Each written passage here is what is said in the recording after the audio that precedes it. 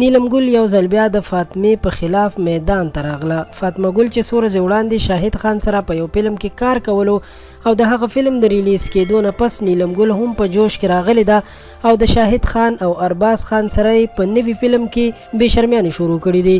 څه یې کړي دي که په ټول حقیقت ځان خبرول غواړئ او دغه ویډیو کتل غواړئ نو همدلته راسره اوسئ چې تاسو هم ویډیو وګورئ او خبر شئ. تاسو ته معلومه ده چې څو ورځې وړاندې د مراد ښځې فاطمه ګل د شاهد خان سره یو ډرامه جوړوله چې خلکو پرې ډېر تنقید هم کړی و چې ګینې شاهد خان فاطمه ګل سره داسې غلط اکټونه کوي، کله د هغې په مخ لاس ږدي او کله یو څه بل څه کوي.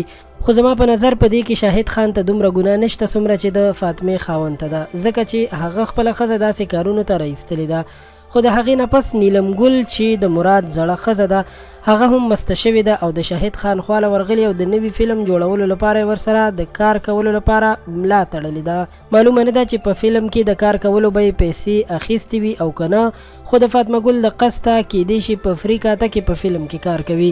خو بهرحال د دوی دا کارونه بالکل غلط دي. یو پښتنې ښځې لکه هم نه دي په کار چې داسې بې شرمي وکړي، ځکه چې څو ورځې وړاندې د نیلم ګل داسې ډانسونه هم راغلل چې پینټ شرټ یې اچولی او د وجود هر اندام یې بهر راوتلی دی. او بیا د پښتو فلمونو کې هم هر قسم ډانسونه او آزاد ایکټینګ کیږي، ځکه هغه څوک په کورونو کې هسې هم نه ګوري او په سینما کتل کیږي. خو دا ښځې چې ځان ته پښتنې وایي او داسې شر شور یې جوړ کړی دی چې ټوله سوشل میډیا یې په مخه راخیستې.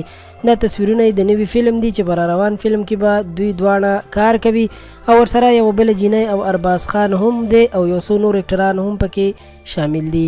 نیلم ګل دا ټول تصویران په خپل فیسبوک وال باندې شیر کړي او ورسره یې لیکلي دي چې د فلم د شوټینګ په دوران کې. خو دوی چې په فلم کې بیا کوم کارونه کوي نو هغه ټولو ته معلومه ده.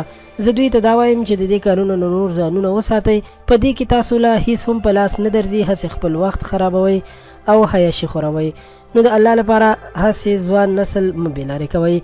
قدرمنو، زموږ د نن ورځې ویډیو همدومره وه. امید لرم چې زما خبرو سره به تاسو اتفاق لرئ.